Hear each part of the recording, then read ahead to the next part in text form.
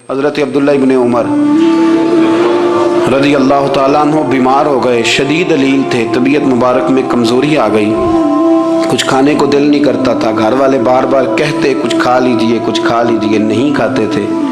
بالآخر حضرت نافع آپ کے غلام تھے، ان سے کہنے لگے کہیں سے مچھلی مل جائے نا تھوڑی سی تو میں کھاؤں گا، تو کہتے ہیں میں سارے مدینے میں ڈھونڈتا رہا، مچھلی نہ ملی، اگلے دن بھی ڈھونڈی تو نہ ملی، تیسرے دن بھی ڈھونڈی تو نہ ملی، تو فرمانے لگے یار بس چھوٹی سی خواہش ہے، کوئی فرض نہیں ملتی تو رہنے دے۔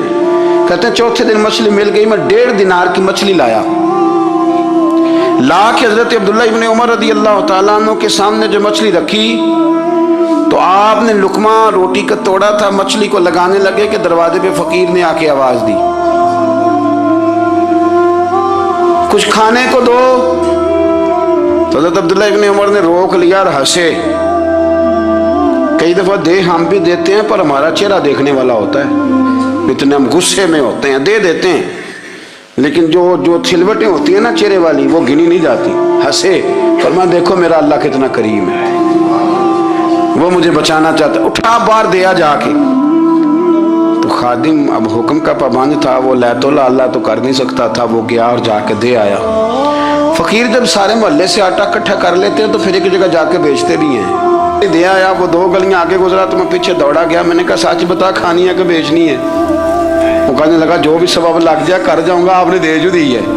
تو کہتے ہیں میں نے اسے کہا کہ یہ 1.5 دینار کی میں نے خریدی تھی، اگر تو 2 دینار کی مجھے بیچ دے تو آج کل مچھلی مدینے میں مل نہیں رہی، تو میں اپنے آقا کو دے دوں گا، وہ یہی کھائیں گے، بیمار ہیں۔ تو کہنے لگا جی بسم اللہ، مجھے کیا اعتراض ہے، 2 دینار مل رہے ہیں، 1.5 کی مچھلی، اور 1.5 کی بھی کسی نے نہیں خریدنی تھی، اب تو پک گئی۔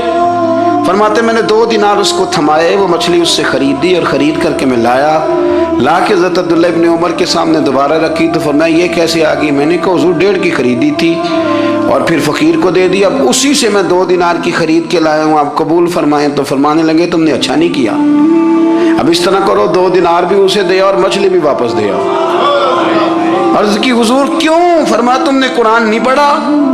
حضور پڑھا ہے، فرمایا رب فرماتا ہے لن تنالوا البر حتی تنفقوا مما تحبون، تم بھلائی کو اس وقت پہنچو گے جب اپنی پیاری چیز راہ خدا میں خرچ کرو گے۔ امام غزالی نے لکھا ہے، فرمانے لگے دیا، تو وہ حضرت نافع کہتے ہیں میں دینے گیا، دے کے واپس آیا تو کچھ پریشان تھا کیونکہ مجھے بھی 4 دن ہو گئے تھے نا تلاش کرتے، تھوڑی طبیعت میں مایوسی تھی کہ اتنی محنت سے میں نے لایا اور آپ نے واپس کر دی۔ تو حضرت عبداللہ ابن عمر نے مجھے قریب بٹھایا، پھر مجھے تھپکی دی، فرمانے لگے پتر میں نے ویسے بھی کبھی جھوٹ نہیں بولا، اور آج کل تو میں ویسے ہی بیمار ہوں، ٹائم ہی نہیں، وقت ہی نہیں، موقع ہی نہیں جھوٹ بولنے کا، میں تجھے سچ بتاؤں مجھے مچھلی کھا کے اتنا سکون نہیں ہونا تھا جتنی اللہ کے راستے میں خیرات کھا کے مجھے سکون ہوا۔ تو تجھے تو میری راحت سے غرض ہے نا کہ مجھے راحت کیسے ہوتی ہے، تو مجھے سکون ملا ہے، راہ خدا میں دے، میں نفسانی خواہش پوری کر لیتا تو یہ میرا نفس کل پھر مجھ سے مچھلی مانگتا، پرسوں کہتا نہیں چھوٹے گوشت کی یخنی بھی چاہیے۔ ہم لوگ الجھ گئے ہیں، بہت بڑے قیدی ہیں اپنے آپ کے، بڑے قیدی ہیں، سارا دن اپنی خواہشات کی تکمیل میں بھاگے رہتے ہیں، بڑے بڑے سونے نوجوان، میں ان پہ تنقید نہیں کرتا، مجھے ان پہ ترس آتا ہے، جب میں رات کے اندھیروں میں انہیں ٹیلی فون لے کے چوکوں میں کھڑے دیکھتا ہوں تو مجھے رحم آتا ہے، میں کہتا ہوں دیکھو نفس کی خواہش کے پیچھے یہ کیا مثلاً آخر کیا ہے اس میں، ایک عورت کے پیچھے تباہ کر لیا اپنے آپ کو، یعنی زیادہ سے یہ کوئی مقصود ہے، یہ کوئی مقصد حیات ہے جس کو مقصد بنا لیا ہے؟ میرے عزیز بات کو سمجھ لیں، اتنا خوبصورت آدمی ہے اور اتنا اس کا اونچا قد کاٹ ہے، اور کیا کس کے پیچھے یہ بھاگا ہوا ہے؟ بڑا سمجھدار، دانشور، عقل مند آدمی، ذی روح بندہ، لیکن اس کا سٹیٹس آپ یہ ملاحظہ کریں کہ وہ 20-40 ہزار کی خاطر جھوٹ بولتا ہے، دھوکہ دیتا ہے، فریب اور فراڈ کرتا ہے۔ ہم اپنی نفسانی خواہشات کے پیچھے اس طرح بھاگتے ہیں کہ ہم اصل سے رہ جاتے ہیں۔ میری باتوں کی سمجھ آ رہی ہے آپ حضرات؟ تھوڑا تھوڑا کر کے، ایک ایک کر کے ان کی باتیں کم مانیں۔ وہ ضروری تو نہیں نا کہ سویرے ناشتہ بازار سے اپنی مرضی کا تگڑا کیا ہے، بازار سے لا کے پوڑیاں چنے بہترین کھائے، اور پوڑیاں چنے ابھی کھائے نہیں، شاپر میں ڈالے ہوئے ہیں، اور وہ لے کے ابھی آ رہا ہے تو ساتھ ہی رستے سے गोश्त भी छोटा अच्छा लगा तो 2 किलो वो भी ले आए कि पूड़ियाँ चने खाऊंगा और दोपहर के लिए गोश्त पकाऊंगा। वो पहले ये तो खा ले साहब, इससे तो निजात पा ले। ये पता नहीं हजम होता है कि कुछ और करता है तेरे साथ, लेकिन वो गोश्त भी साथ ले आया। यानी टेबल पे, नाश्ते के टेबल पर बैठ के फैसला हो रहा होता है कि हमने क्या खाना है, हमने किधर जाना है। संगियो याद रखो, बातों को समझो और गौर करो। ये थोड़ा थोड़ा करके जब हम छुटकारा हासिल करने की कोशिश करेंगे ना, छुटकारा हासिल करने की, कई जगह से, किसी जगह से अगर आपको तंबी होती है ना, तंबी, उसमें भी बड़ा मजा आता है। उसमें भी बड़ा, हमारे एक बुजुर्ग थे, तो एक दिन ना मैं गया तो कहने लगे अल्हम्दुलिल्लाह आज मैं बड़े सुकून में हूँ। मैंने कहा जी वो क्या हुआ? कहने लगे मैं अपने आप को बड़ा पीर साहब समझने लग गया था। तो एक वापडा के किसी आदमी से काम था, तो मेरे एक दोस्त ने मुझे कहा कि पीर साहब उसको टेलीफोन कर दें, सुना है आपका अकीदतमंद है। मैंने उस बंदे को टेलीफोन किया तो कहता पीर साहब मैं इज्जत आपकी बड़ी करता हूँ पर यह काम नहीं हो सकता। कहते जब उसने मुझे कहा ना तो कुछ भी नहीं, तो मुझे बड़ा मजा आया है, वरना मेरा तो नफ्स फूल गया था। मैं तो समझता था कि जो मैं कहता हूँ वैसे ही हो जाता है। कहते उसने थोड़ा सा ना मुझे लेवल में किया है, मुझे मजा आया।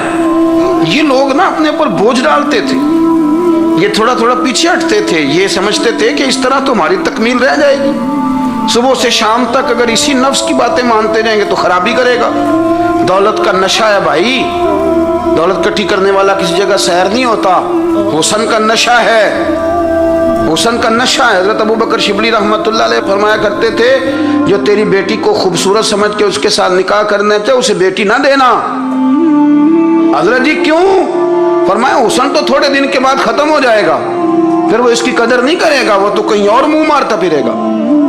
हज़रत अबू बकर शिबली रहमतुल्लाह ताला अलैह की बेटी खूबसूरत थी। एक नौजवान कहने लगा मेरा निकाह कर दे। आप फरमाने लगे पुत्र तो 1 महीने के बाद आना, कर दूंगा। बड़ी मोटी ताजी खूबसूरत साहिबजादी। तो हजरत ने उसे दवाई खिलाई, उसे पखाने लग गए। जो पखाना करती एक मटके में संभाल देते।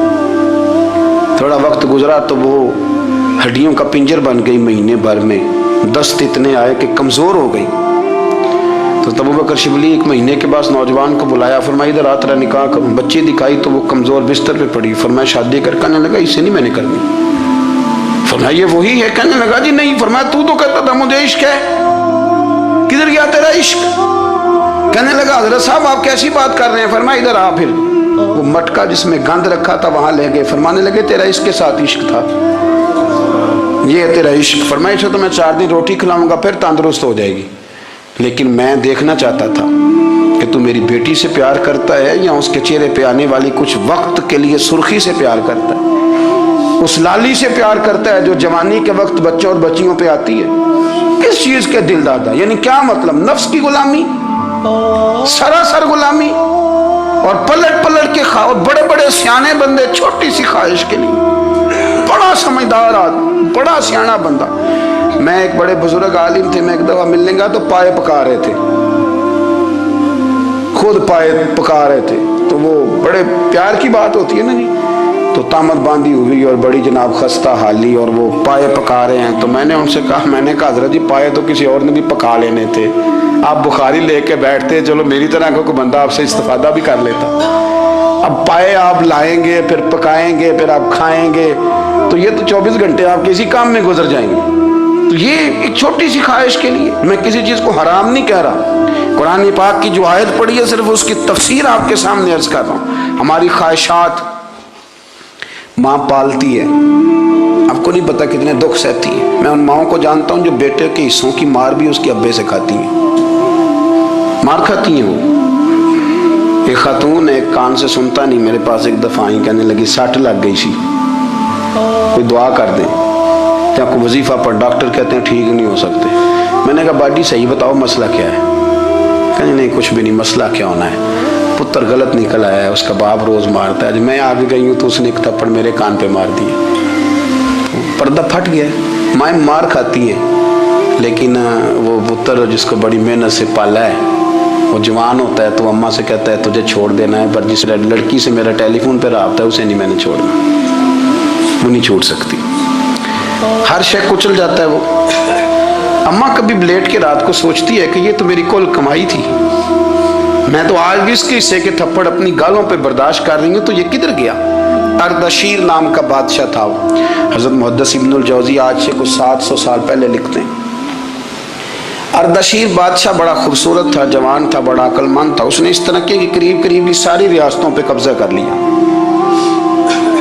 بڑا عقل مند زیرک تھا، قبضہ ہو گیا۔ ایک بادشاہ بڑا سخت تھا، اس کے ساتھ جب پنجہ آزمائی ہوئی تو اردشیر کہتا ہے اس پہ میرا قبضہ نہیں ہو رہا تھا، اور جب ہم نے ساری ریاستوں نے مل کے اس پر حملہ کیا تو ایک قلعے کے اندر قلعہ بند ہو گیا۔ اردشیر بڑا خوبصورت آدمی تھا، بڑا سمجھدار تھا، تو وہ بادشاہ قلعہ بند ہو گیا، اس نے کہا نکلنا ہی نہیں۔ اب وہ اندر بند ہے، یک بارگی حملہ کیا تو وہ بڑا قلعہ تھا اس میں بند ہو گیا۔ اس بادشاہ کی نا جس پر حملہ کیا، اس کی بیٹی اچانک ایک دن قلعے کی دیوار پہ چڑھی تو اردشیر کے حسن و جمال کو دیکھا تو عاشق ہو گئی، اور اپنے ہی باپ کے خلاف اسے کہنے لگی کہ اگر تو میرے ساتھ شادی کا وعدہ کرے نا تو میں تجھے رستہ بتاتی ہوں حملہ کرنے کا۔ اس نے کہا میرا وعدہ رہا، تو رستہ بتا۔ اس نے رستہ بتایا اس لڑکی نے، اور بادشاہ نے حملہ کیا تو اس کا باپ قتل کیا، اس علاقے پہ قبضہ کیا شادی کے وعدے پر۔ ہاں نفسانی خواہش بندے کو اندھا کر دیتی، نہیں سمجھ آتی اس کو میں کدھر جانا ہے، اندھا کر دیتی۔ حملہ کیا، اور جب اس لڑکی کو لے کے آیا نا اپنے محل میں، تو پہلے دن شادی کی پہلی رات تھی، تو بستر بچھایا کنیز نے، تو وہ کبھی کروٹ ادھر بدلتی کبھی ادھر بدلتی، تو بادشاہ کہنے لگا کیا ہے؟ کہنے لگی بستر میں کچھ ہے، مجھے تکلیف دے رہی۔ اس نے چراغ جلائے اور جب بستر اٹھایا تو ایک اتنا سا دھاگا نکلا۔ دھاگے سے عموماً تکلیف نہیں ہوتی، تو اس نے کہا تو اتنی نرم و نازک ہے کہ دھاگا؟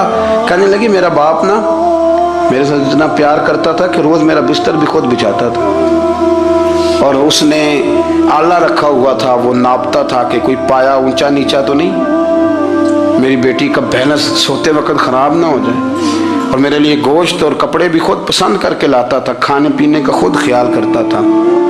اردشیر کہنے لگا اچھا وہ اتنا پیار کرتا تھا، اور پھر تو نے اس کے ساتھ کیا کیا؟ کہنے لگا بلاؤ کنیزوں کو بلایا، فرمایا اس کو اٹھاؤ اور جلاد کے پاس لے جاؤ، اسے کہو کہ اس کے بال ایک گھوڑے کے ساتھ باندھے، پیر دوسرے گھوڑے کے ساتھ باندھے، اور ایک گھوڑا ادھر بھگا دے کدھر بھگا دے۔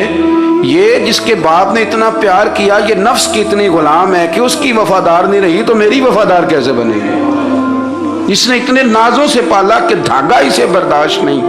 او یارو یاد رکھو، اگر نفس کی غلامی کرو اور بڑے بڑے وفاداروں کو چھوڑ کے غلامی کرو تو پھر کہو وفادار مل جائیں، کوئی بول ابا لڑا نہ بول بیٹھی ہوں دے خصم ناراض بڑ بولیاں دے، کہاں سر کھائے تے بلبل ٹھنڈ پائے، بڑے فرق نہیں سجنا بولیاں دے، جڑیاں خصماں دی وچ رضا وسن، بھاگ جاگ جاندے انہاں گولیاں دے، آپ ادلیاں نو سردار پین تکے تے شرما والیاں نو چوٹے ڈولیاں دے۔